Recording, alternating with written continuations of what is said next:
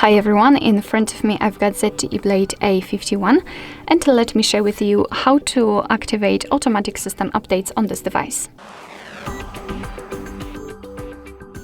So let's start with opening the settings, and then we have to scroll down to the very bottom to find About Phone. Now let's scroll down again and keep tapping on the build number until you'll see this information.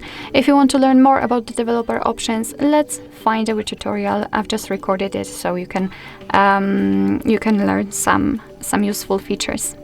After getting back to the general settings, we have to enter the system, tap on Advanced, and tap on Developer Options. Right here, all we have to do is to scroll down just a little bit to find this Automatic System Updates option. All you have to do to turn it on is to tap on the switcher, and from now on your device is allowed to apply the updates when it will be restarted. So you do not have to manually update your device, but remember about restarting it from time to time so it will have a chance to apply the updates. Of course, you can turn it off in the same way.